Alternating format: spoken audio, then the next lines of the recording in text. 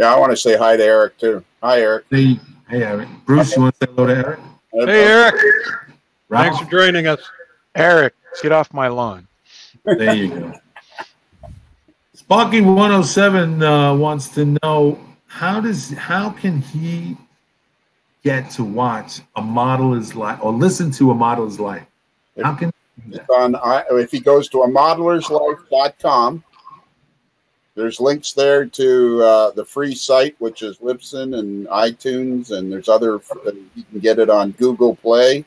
He can get it on TuneIn and Spotify. But if he goes to the website, amodelerslife.com, there's links right there.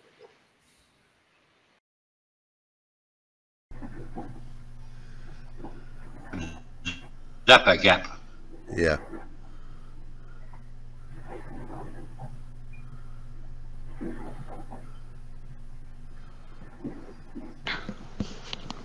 It's a CA type glue. Kevin said Flex-File plastic weld.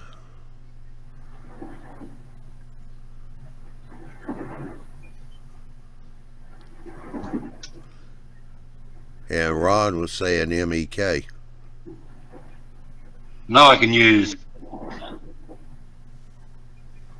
No, I can weld with acetone. That works. It's beautiful. But I can't print this job in ABS. It has to be PLA.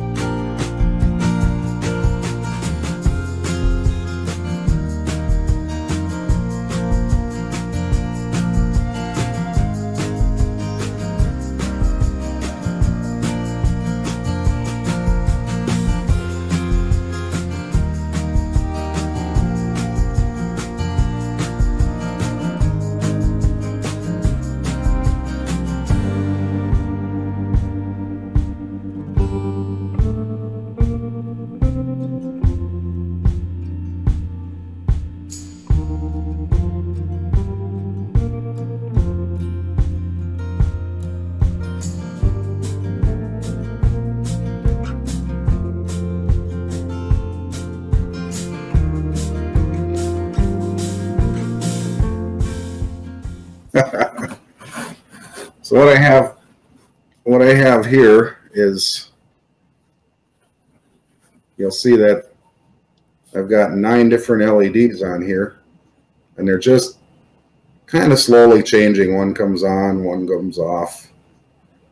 You know, it's kind of a slow pace. We could sit here all night watching this very slowly go, but you know, if you actually had these in windows in your different buildings, or even one in each different building, it doesn't even have to be windows in the same building, then you'd want it to go this slow or maybe even slower. And that's about the only thing I'm going to have to show you in the sketch. So we're going to go back to that real quick. Actually, let's build this thing first. So I just put it together so that you could see what we're going to end up doing. And what I'm going to do is just unplug my Arduino and tear this thing apart real quick.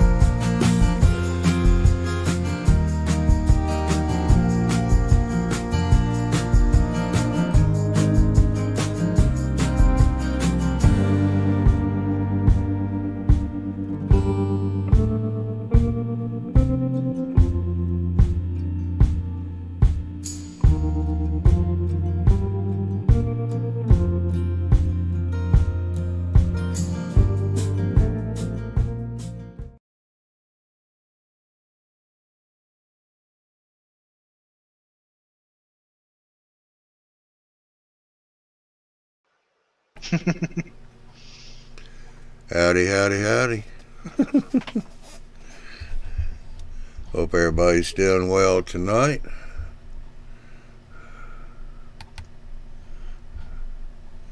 Get a couple things. Yeah, we got a good number of people in here. Dwight, Stu, John, Jerry, Lee.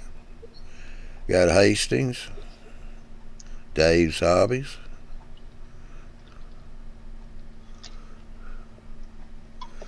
Well, I'll tell you what. This winter storms have been something else, especially for the people out in the central and northern part of the U.S. I just saw today where Dave Pfeiffer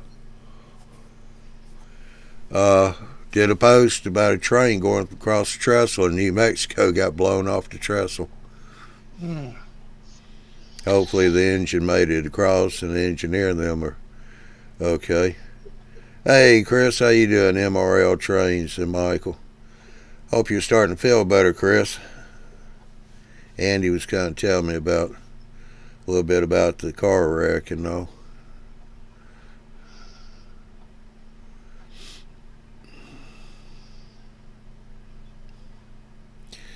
So, what do y'all think about that new series we're doing?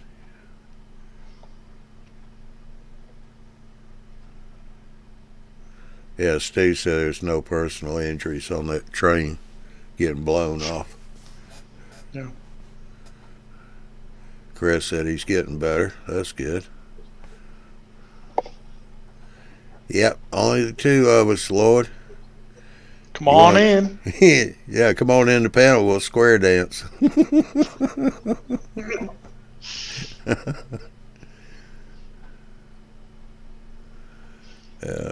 Hasty said no school today for most in Nebraska. Steve's liking the new series. Yeah. Dave's Hobby said the same thing. I like it. I like the series too. I'm gonna wait on the next series, see how it is, or the next topic, actually. I think it'll be pretty good too. Not quite as discussed, but as the hobby is, but it's still a good topic. We got the last installment tomorrow coming out for Is the Hobby Dying? There's 3 segments on that. This next one's got 3 segments too. We've got let's see who we got. Miles Hill and Ron. You were in on that one, weren't you, Lloyd?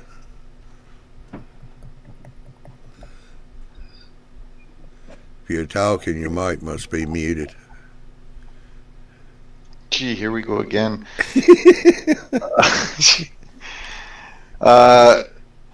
Which one are you talking about? The one we just did that hadn't been released yet. Oh, yeah, I'm on the 3 next ones. Yeah. Yeah.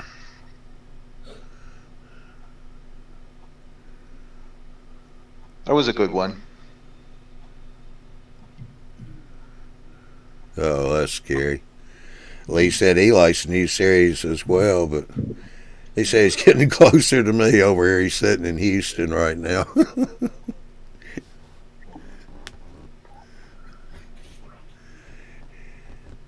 Mr. Sam, how you doing? I'm doing good. How you guys? Not bad. We're getting a real bad rainstorm here right now, so hopefully my internet will stay up.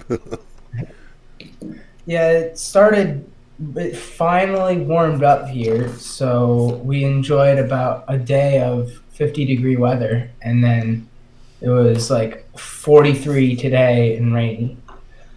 So. Yeah, spring's getting closer.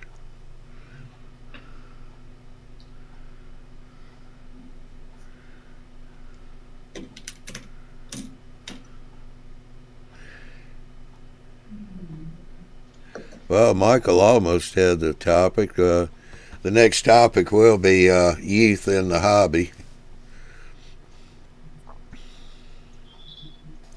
And that one will start up on March the 22nd. A week from tomorrow.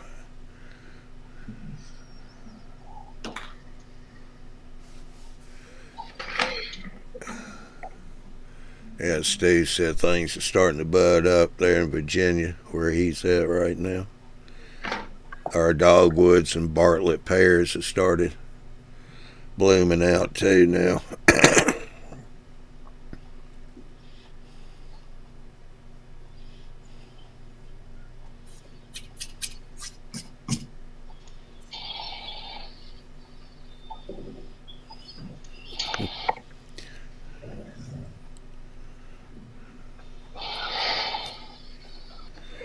No, actually, Michael, Sam's not in on the new topic.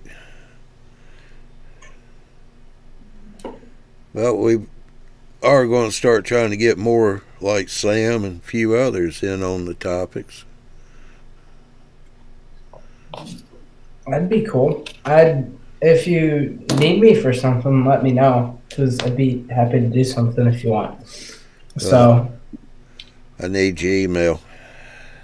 Okay, do you want me to put it in the thing? No. You can just send me an email. Southeast Rails at Gmail. I think I have it because you gave me it when Ralph wanted to talk to me about DCC and stuff. So I think I still have it.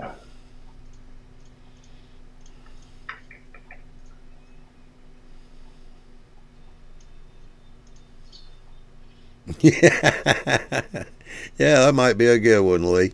He said, let me know when the guys are in the hobby and midlife crisis topic comes out.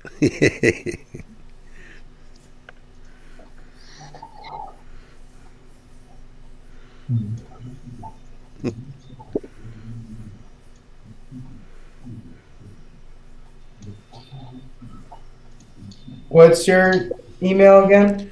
Southeast Rails at Gmail.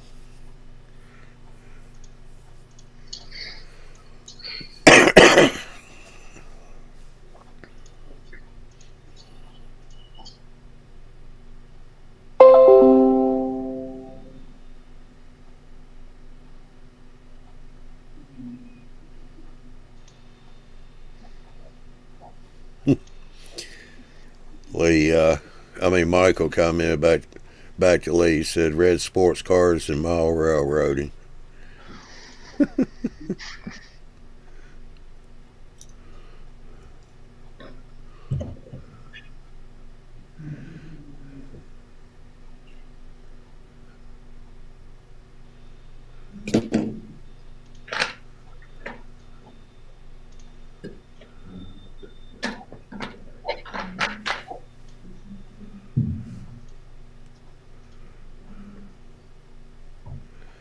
Yeah,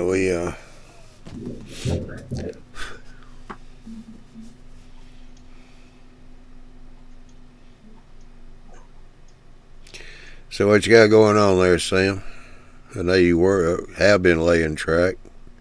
Yeah, a little bit. Not a whole lot because I've been out of town recently, but I have basically all the turnouts that I have, I've put down.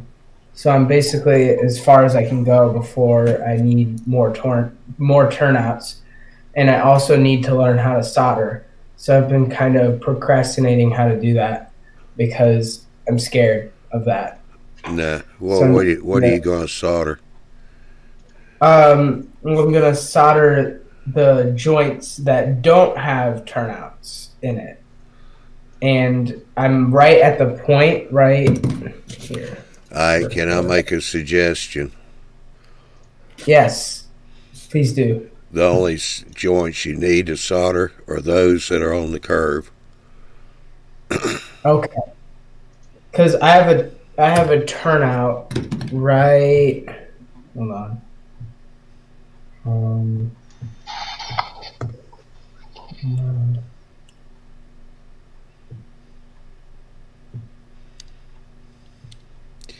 Because the reason why I say that is people that have done that have talked about the problems it's caused. And even out there at the store, Mike had us soldering every joint on that layout. Yeah. And then we had to go back and start cutting expansion joints in. Yeah, I agree. The only place you should solder is in a curve. So this is a turnout that's actually right before the curve that I have. Okay. So all I heard was just don't solder turnouts. Yeah. No, especially because you have to you don't solder your turnouts. Now what you want to do is you're using flex track, right? Yes. All right, hook it up to that turnout and start pinning it down as you're going down the cork around that curve. And before you get to the end of it, about a foot from the end of that flex track, you let it go straight. You hook another piece of flex track to it, and that's straight. Then you solder your joints with those two pieces straight right there. Okay. And once they're soldered, then you start continuing around. And if you still got in the curve, when you get to the end, you'll leave a foot, let that straighten back out, solder the next piece to it, and then come on out of the curve. Sam, do you have a lot of experience at soldering? No, whatsoever. My next thing is, have you got short pieces of track that you probably won't be using? Scrap pieces?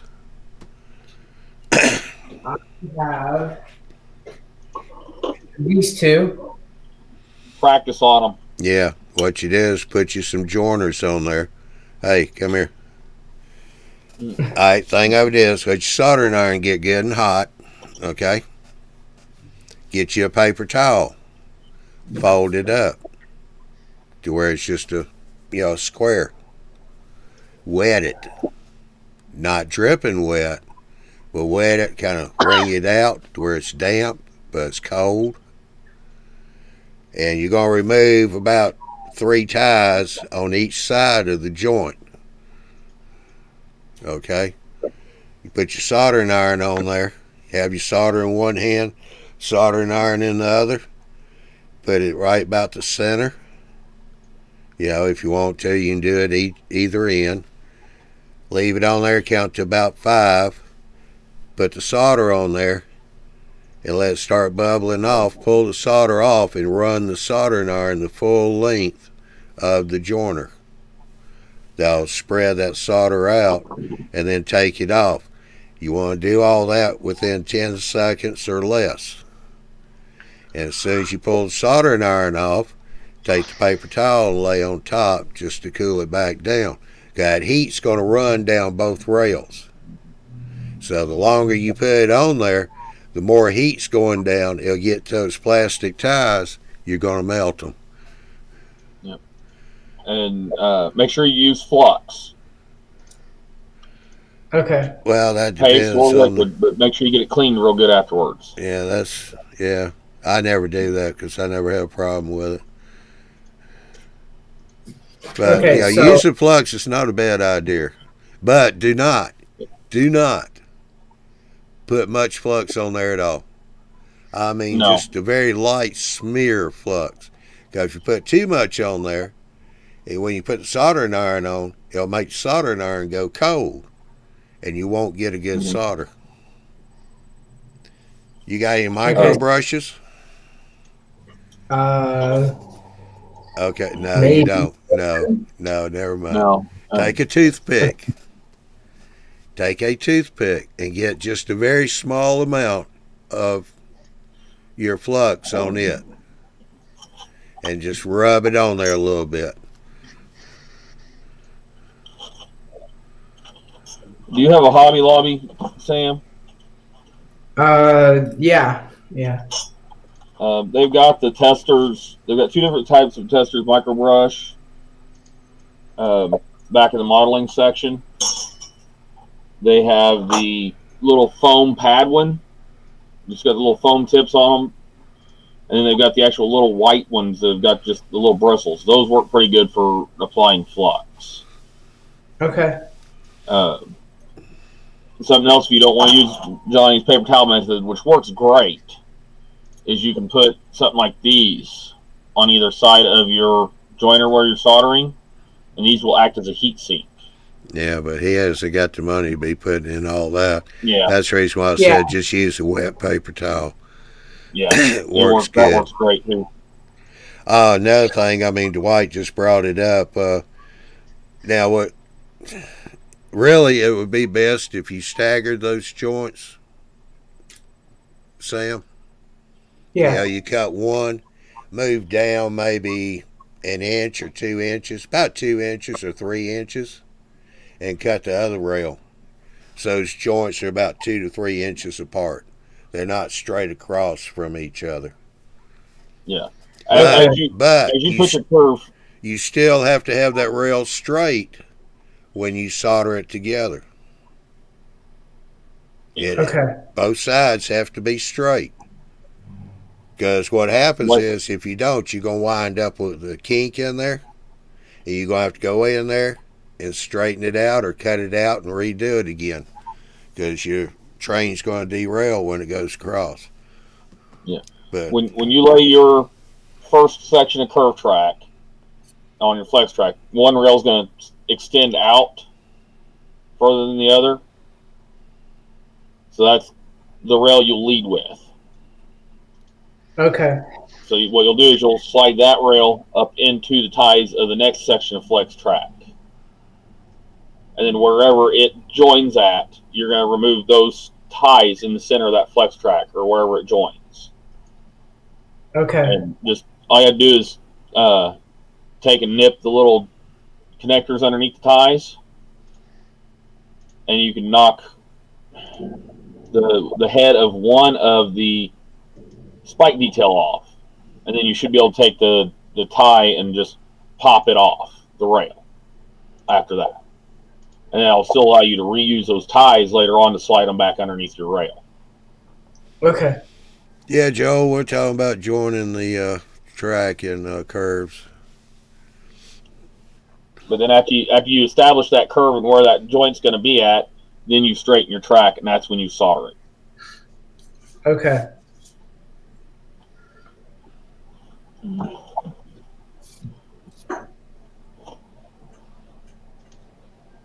I've probably actually got.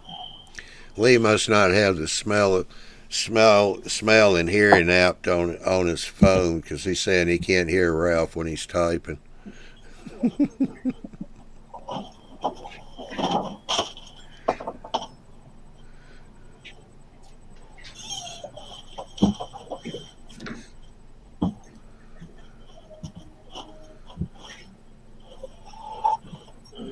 And good day to you, Marty.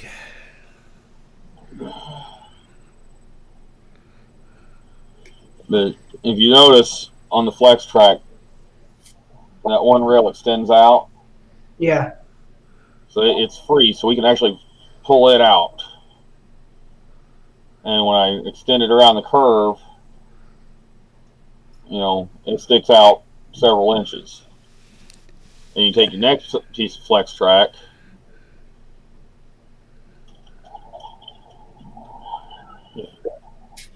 and slide the rail back. And you can actually slip it in through the other spike head detail. And see the joints right there, and the other joints here. So you got one joint here and one joint down here. Okay. And also, when you go lay your flex track in a curve, make sure that rail that moves is on the inside, not on the outside. Because that will make it long. It'll make it extend when you do. If it's on the outside, it will shorten. Okay. Well, it also doesn't work too well either. Yeah, in there. Yeah.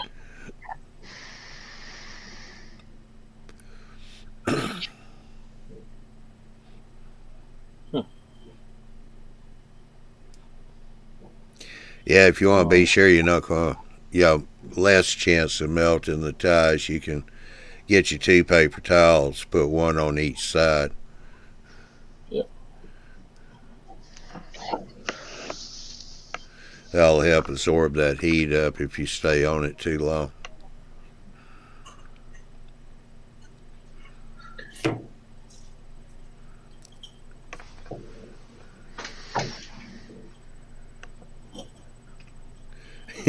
Yeah, Joel said flex track is okay in HO, but in N scale it's a pain.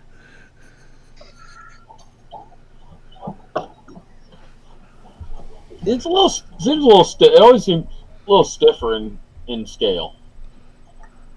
It more or less holds its shape.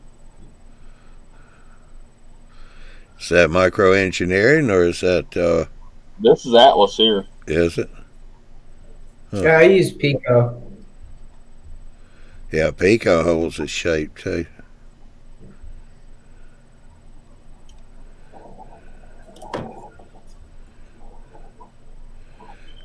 I think micro engineering is a little harder to shape than the Pico is, or it may be the other way around. I think you're right on that. I think even the HO scale, micro engineering is a little harder to shape because sit there with a card or something and scrape it along the rails or along the ties to get the. Well, I watched a video here a few days ago. Guy, those blocks you buy at Micro Mart. Yeah, I think you've got one of them that's got the grooves in it to hold the track engage. It's got a big long block. You can use that and rub it up and down the rail, and you actually give it a little bit of a twist as you're rubbing it back and forth, and it works that curve into it for you. I've seen another video where they rubbed it on the side of a table, just turned the track sideways and came across the edge, or use a lighter and rub it up and down the end of the ties, and they'll make it curve. Or a wooden block and just or a piece of like 40 thou styrene or something, just something that'll gradually bump those ties down.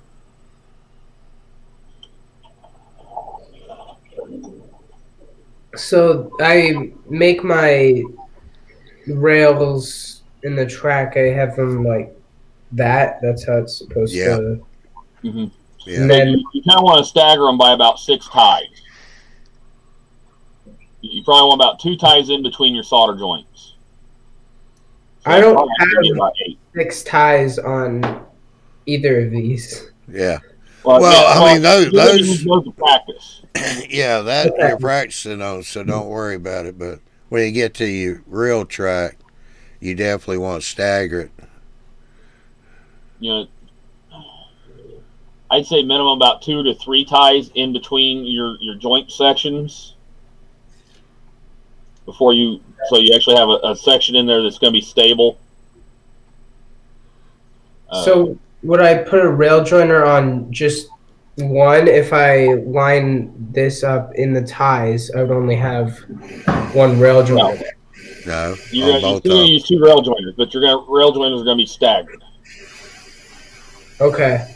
By about there's going to be about 3 ties in between your rail joints, but you're going to remove 3 ties where your rail joints are at. I got it now. Okay, I was confused because I don't have enough track here to. Yeah, that's just for you to practice soldering on to get your technique down, and to learn how long you can hold it before you melt a tie. Okay. Yeah, when you look at your solder, if it's laying fairly smooth and flat and it's shiny, then you know you got a good solder joint. If it's kind of lumpy, it looks like it's been chewed like gum and stuck on there, and it's a dull gray, that's a bad solder joint. That's not going to hold anything.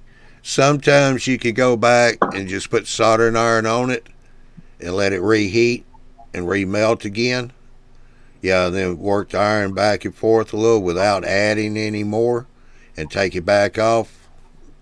Yeah, a lot of times that'll redo it and make it a good joint.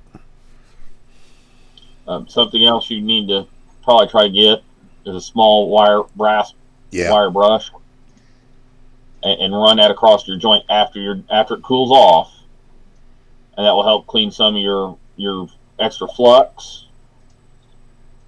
You can actually run it across your joint before you solder, and that will rough it up a little bit to allow the solder to adhere to the rail a little bit better, and then do it again afterwards, and then take some rubbing alcohol, as close to pure rubbing alcohol as you can buy, and then clean your joint, because otherwise the flux and the other chemicals in the solder will start to eat at the rail over time.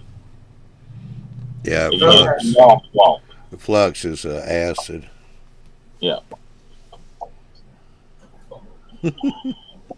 Here we go. Marty says, don't forget the L. Ralph is going, Marty says there's an L in solder. If I put the L in, I always want to say soldier, so. Yeah.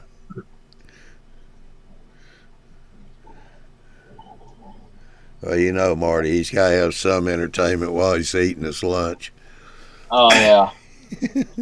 He's always got to be difficult. And besides those little tweezers I showed you, Sam, Yeah. some of these, you can pick them up fairly cheap, too. Work pretty good. Little forceps. Because you can just clamp them down on the rail and they lock in place. Yeah, if you got a train show coming up, usually there's somebody there that's going to be selling tools. You can pick up those forceps pretty cheap. Yeah. Like $1 or so. Actually, I think you can go to like CVS and get some for fairly cheap, too. I know the ones Hobby Lobby sell are like $6 to $8, maybe a little bit more. They're a little bit better quality.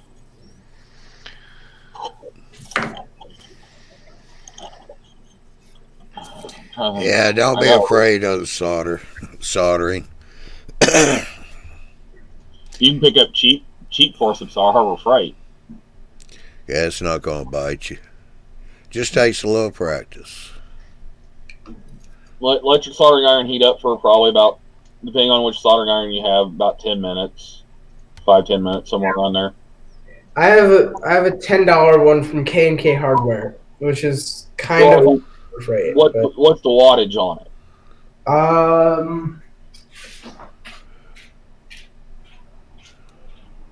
If I can find it.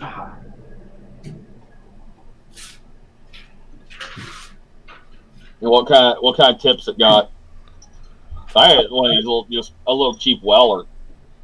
It's 30 watt. 30 watt. That's kind of high.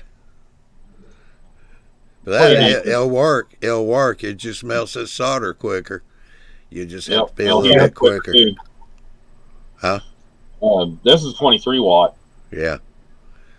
Yeah, around 25 or a little less is good. I've got another one that's a link. I gotta get a new tip for it, and I think it's a 30 watt. Hey, you use what you got, Sam. That's what you got. You just learn how to use it. You'll be good. And I got this. I don't know exactly. I don't know if it's the right stuff. Is it electrical solder? Electrical components? Fine electrical repair solder. Yeah, that's what you want. You don't want plumbing solder. Okay. So plumbing solder has a lot more acid actually in the solder, if I remember right. So I basically let this warm up, unwrap this a little bit, and make sure that this is already has a rail joiner in it, and then touch this together and then. But Well, your soldering that- iron on the joiner first. Yeah. Okay. You want to do what they call tin your iron first, which you're going to put a little bit of solder on the iron. On the And that Okay. should be the only time you ever have to do it. Is one time until you clean your tip. And you're going to take your soldering iron and you're going to hold it on the joiner, warm the joiner up, and then you're going to take your solder and then you're going to slowly feed it into the joiner. Right at the tip And of the once iron. you fill the joiner or feel that you have enough there to hold that connection, you're going to pull both away at the same time. If you pull the soldering iron away before you pull your solder away, your joint's going to cool and you're not going to be able to pull your solder away. So you want to pull them both basically away at the same time. Okay. Yeah, I actually like to leave soldering iron on there, pull the solder off first. I take the soldering iron, run it up and down the joiner just a little bit, just to make sure I smoothed it out and it's worked in. Some guys like really fine tip. Like I used to have really, really small tip. Worked great for doing rails. Andy prefers a tip like this. It's a broad tip. Is what he says for doing his rails. It warms a wider area faster. I actually found with a real small tip, I didn't have to remove as many ties because it took longer to heat the rail past where I was soldering at. I was able to more focus where I wanted it. This wide tip works good for assembly work like this.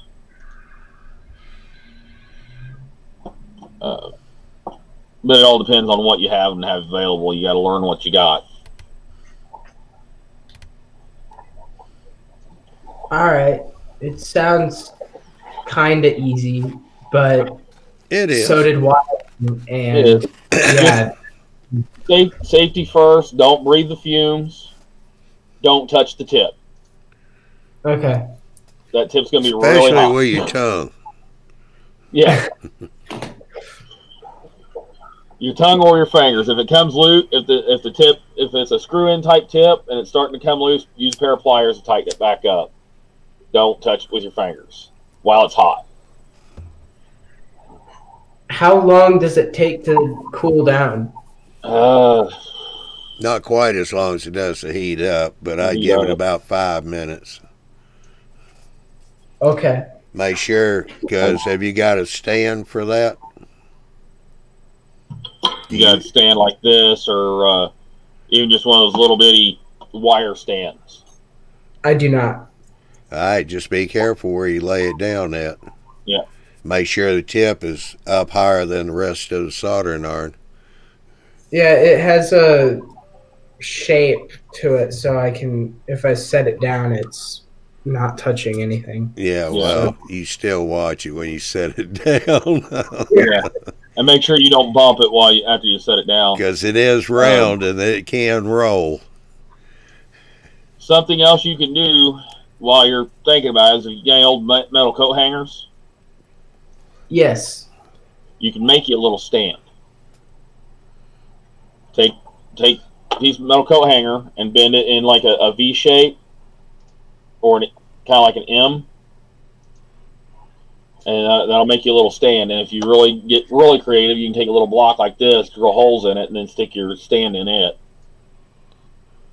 So it'll, keep from, because that wire, as it's sitting there, it'll get hot. But if you have it in a piece of wood, it'll kind of dissipate the heat into the wood. And it won't catch on fire. Not unless you leave it on all night. Yeah. So do I need flux to actually do everything, or could I just do it and then not worry about it? Because will it disintegrate without it, or is that something that I need to have? What? Flux. Flux is a flow improver. It will allow the solder to flow once it gets hot. It also helps heat the solder faster. It's a cleaner because too. as you heat it, the flux will actually boil off and the solder will soak in. It actually pulls the solder to the flux. I mean, you can try it without flux, see how it works. Yeah. And it all depends on your solder. Some solders have flux in them. Yeah. Read that package, see if it's flux core. Your soldering your package of solder. Or rosin core. Oh. Oh, it does have flux. So yeah, I wouldn't necessarily add any more flux. Unless you find you have problems. Okay. Unless you find you have problems with it sticking or something like that. All right, we'll catch you later, Lee. Have a good one. Did you ask for me? You gotta go ask for me. Those are tennis. Trying to see if I can. There it is. You can also look around at Hobby Lobby or Hobby Town. Now if they're carrying Radio Shack stuff, you can find these little stands like that. A soldering iron stand.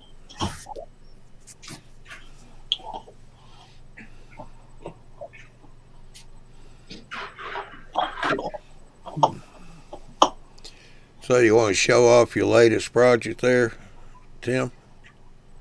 Oh. Yeah, I have my etches. Yeah. You might want to put something in behind it, make it easier to see. Yeah, let me get it focused here first, too. I've been doing that etching, and I assembled it to a framework. So. Yeah, you've been doing pretty good with that. Got the stairs, the wire screen grate, and I got the handrails there that I did. Yeah, I mean, you etched every bit of that. Yeah, except for the main structural part, like the these beams here, they're brass I-beam. Yeah. And then these are brass H columns that are pre-bought. And then there's brass C-channel on the very ends. Yeah. So all the staircase, the handrails, and the wire mesh is all photo etched myself. So that was just a practice piece to see how everything went together and how it looks. Yeah. I may wind up going ahead and adding the extra piece here and put it on the layout. Ralph, Tim doesn't seem to be too loud over here on this end. He's saying your volume's high. Is it echoing or is it? Dave BNSF said that looks good, Tim. Thanks. Well, actually, he said it looks awesome, but I looked away before I read the whole line. Yeah, I need to find a faster mix of acid, because that last etch I did 10 thou and it took 4 hours to etch it. 5 thou was only taking about an hour. 10 thou for some reason took 4. Leland asked if you could kind of describe your etching process. Yeah, actually, I'm using a software that came free, and it's for my craft cutter that I have. And it's called Silhouette Design Studio. So I design everything out on here, and I put it on a black background, and I've got actual overhead projector sheets. They're a high quality projector sheet that I bought instead of buying the Micromark ones. And I send them through my regular printer. And I do a test print first, and I get something that comes out looking like this. Which it will be inverted when it actually comes off regularly, because I changed all these to white, and I put a black background. Let me see if I can actually find one of the other. Yeah, Joe says you're echoey. All right. You're not echoey here on me, but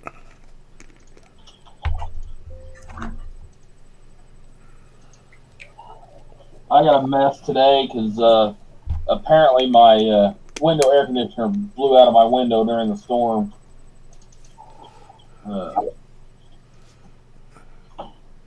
Blew to the inside. Around. But when I print it out on the thermal or on the transfer paper, I get this comes out.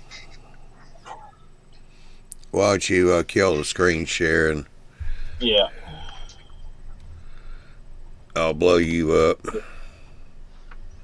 And stuff that looks like this. They come out in an 8.5 by 11 sheet. These actually all came off the same sheet. And I do 2 of each. And I make a little pocket to stick the brass in.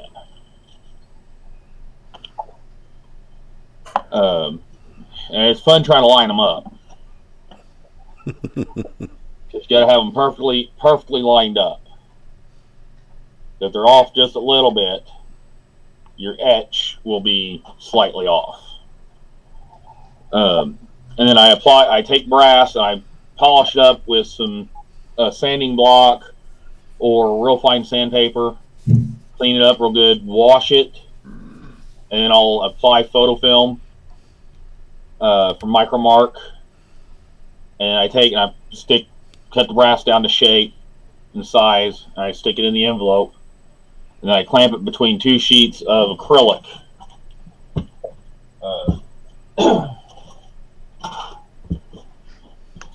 2 sheets of picture frame acrylic. Shatterproof picture framing material. And clamp them through that. Set it underneath a floodlight. I got a can floodlight. I'll shut off all my other lights up here while I'm doing the actual photo exposure. Flip on that, leave it sit for 13 minutes is what I found. Works really good, gets a really nice dark exposure. 12 minutes works. 14 minutes is possibly too long. I haven't tried any longer than 13 because 13's a nice dark exposure without any light bleed. 15 minutes I was getting light bleed, which means the photo process was actually starting to bleach or blur. It would start to blur out. You want nice crisp lines. And then after I pull that out, I drop it in a mix of washing soda, Arm & Hammer super washing soda with water. I let it sit in there for a few seconds and I start to wash it off. And as you're washing it off, what wasn't exposed to the light will wash off. And scrub on just a little bit. Don't scrub too hard because the other stuff will come off.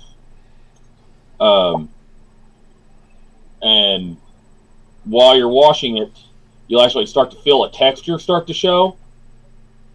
You'll be able to feel the difference. It'll feel like a decal or a sticker that's been applied. And when you get to that point, you can stop washing it, take it, and rinse it off in cold, clean water again. And that will stop what they call the development process. And then you're ready to actually drop it in your acid after that. Dry it, drop it in the acid, let it sit, bubble your acid, whatever, and it will etch the metal that's exposed. You don't want to let it sit in there too long, because if you let it sit in there too long, it will start to what they call undercut. It'll start to eat the sides of your etch back up underneath your photoresist. And then once it's done etching, you can pull it out, dump it in your clean water, wash it off, get the acid to stop its etching process, and then you toss it back into your development solution, which is your super washing soda. When it's done with that, it'll sit. You let it sit in there and soak until it removes the rest of the photo film. Then you pull it back out, rinse it off again, and you'll have your etch. One step that I did forget is after you apply your photofilm to the brass, I send it through a thermal laminator. It's just a Scott standard thermal laminator, 8.5 by 11 sheet thermal laminator. With I actually use these 2 scrap pieces of paper, and I stick them in between, use them as a carrier sheet, and I send it through 4 times. I send it through once, I flip it, send it through again, flip it, send it through, flip it, and then the final time. And that actually adheres the photofilm solid to the brass.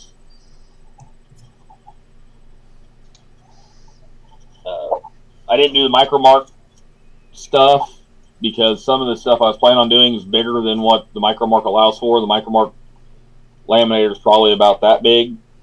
Some of the stuff I plan on doing is, 10 inches long. So, and then I can do a full 8.5 by 11 sheet of this photo film instead of having to cut it, or the photo transfer stuff instead of having to cut it down. The photo transfer or transparency film that I bought at Office Max here in the States. It was $44 for a sheet of 50-something pages. So it's a lot cheaper than Micromark was charging. I think it wound up come out to like $1.50 a sheet. But it's higher dollar than the Avery. I don't remember what brand it actually was. But I get really nice, crisp edges with it. And you can see, some of the detail. If I can get the camera to focus here in a second. Yeah, Leland was asking the investment required to do this process. I probably got about $100 invested in chemicals and the equipment. Like the laminator was $20 at Walmart. The acid that I bought was muriatic acid. I bought a gallon of it for like $10. And one pint thing, or one quart of hydrogen peroxide, 98 cents. The photo film was $12 for a roll of it from Micromark. It comes in a black bag like this. Yeah. Your biggest cost was in light like this. You'll run your photo film.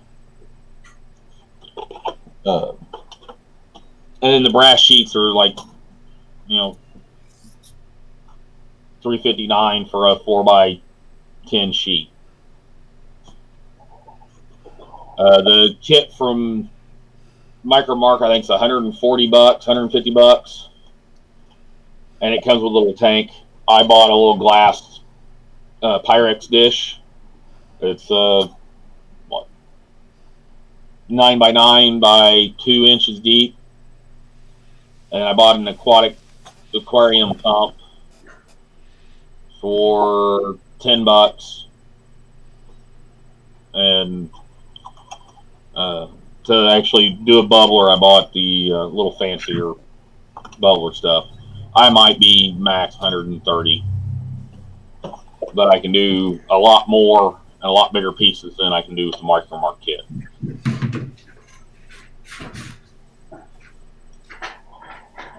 This is one of my earlier etches. This is on 5 thou. It had some issues. I went in and thickened some of the lines.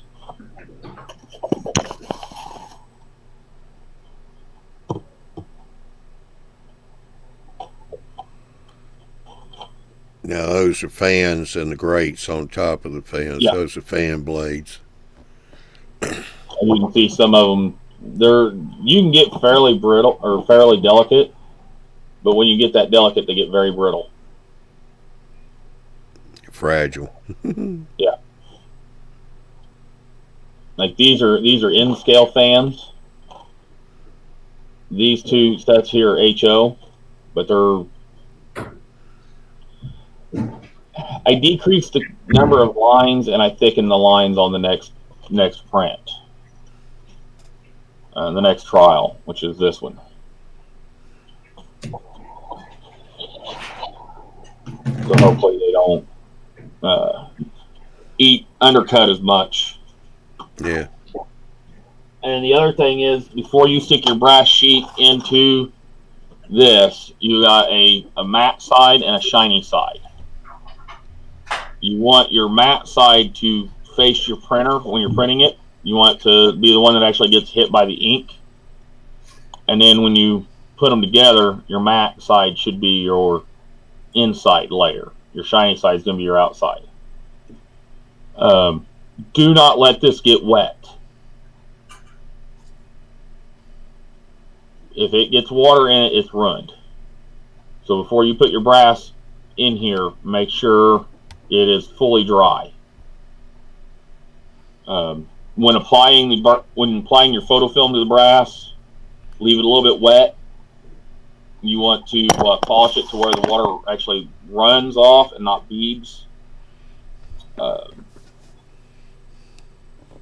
You'll sand it, polish it till the water actually forms a smooth layer instead of beading up. That's when you know you can apply your photo film. Apply your photo film, squeegee it out nice and smooth. Don't let any ripples, no bubbles, nothing.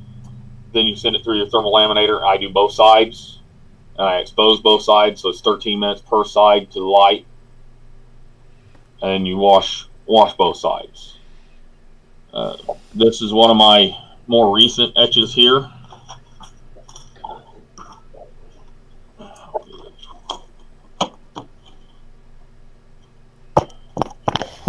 This is actually the etch that ladder came off of.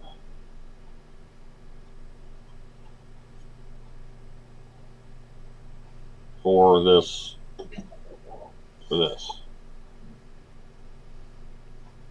As you can see, it's actually got the tread plates. Yeah, now we can see it. That's the nice thing about photo etching. I can get all that tread detail in those steps. This one here is another early etch that I did. This is a 5 thou brass. If I can hang on to it, not drop it.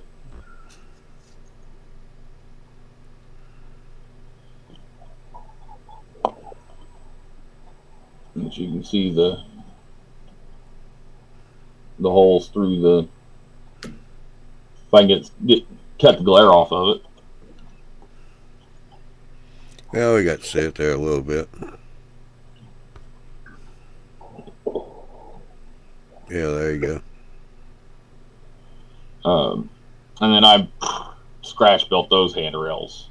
Just see how they looked with handrails. Get a general idea of how the angles needed to be and everything.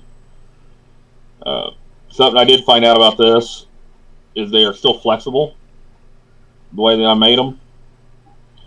So if I need them to wrap around a building or like a silo, they can wrap. I just have to tweak them a little bit to get them to come back into line. Because when that comes out, when the ladder comes out,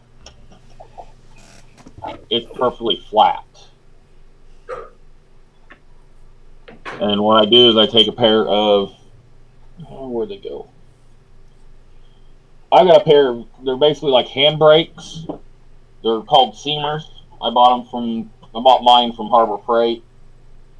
I take them and I bend the side rails over. I put them right up next to my steps. I bend them over, and I'll take a pair of flat nose pliers, duckbill pliers, and I just come in here and I start bending the steps down into the angle that I want. So you can actually change how steep your steps are just by changing how your stair runners are. Leland said nice work. So did Dave BNSF. Well, I eventually plan on getting the process down to maybe be able to do some, maybe get some selling or something. I don't know. I gotta get the actual acid process down a little bit better, faster. Yeah, more efficient. I think I see what Ralph's talking about. You need to back off your microphone a little bit. Back away. Yeah. It's built into my computer, so... I said back away. You move away from it a little bit. Because you look like you're sitting on top of the computer to start with. No. I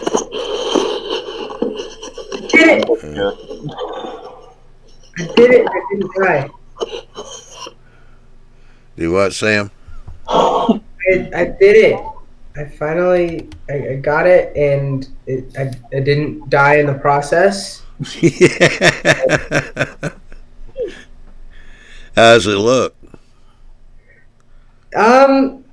It's okay. Could use a little work.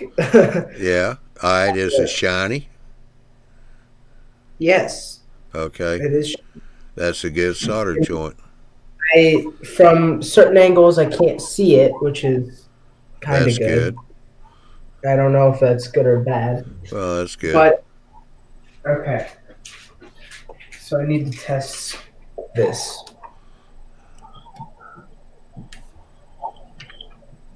Wait, here we go. How's that, Ralph? Is that better? Probably.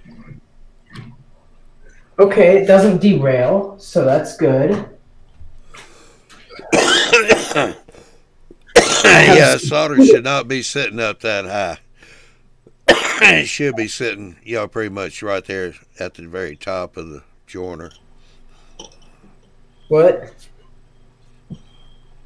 Should just your solder should be level with the top of your joiner. You just want all your solder basically down inside the joiner. Oh, I put it on top. Well, if you got the heat on there, it'll run down inside. That's what you want.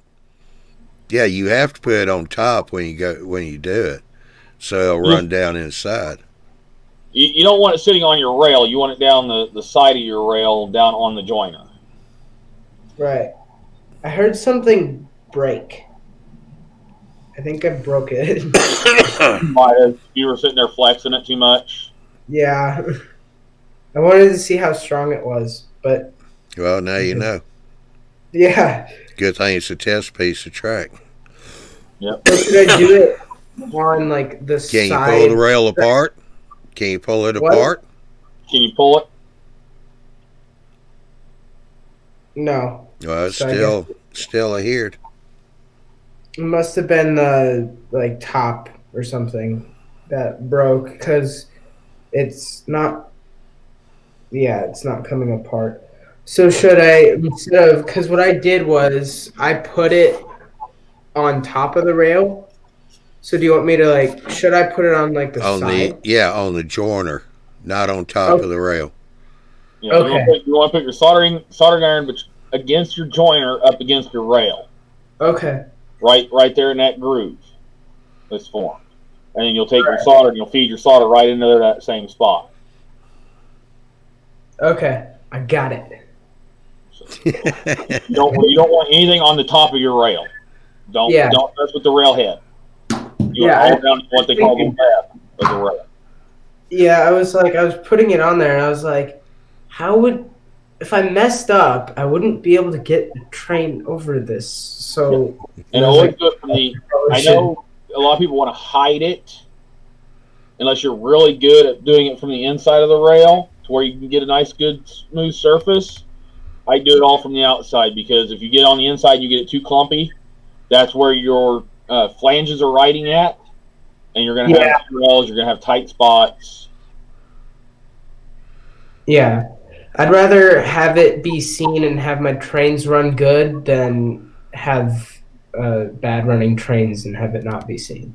Yeah. Yeah, I wonder if Jason knows he's out, not connected. He's showing up on my side, Johnny. Oh, is he? He's not showing up on mine. But that's okay because we've already passed the 1 hour mark anyway. One more thing on the photo etching. Luke Talon has a really good video out on photo etching. He's using Micromark stuff, but he's got a really good video.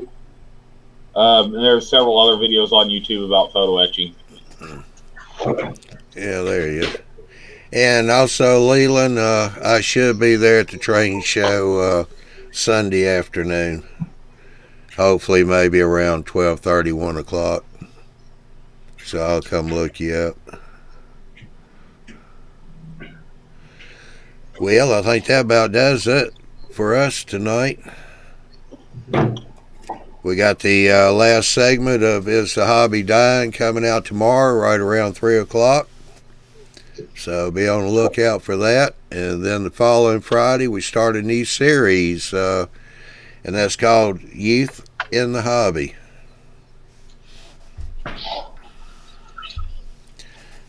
So have a good weekend, and we shall see y'all later. Let me see. Have a good weekend, Johnny. Yeah.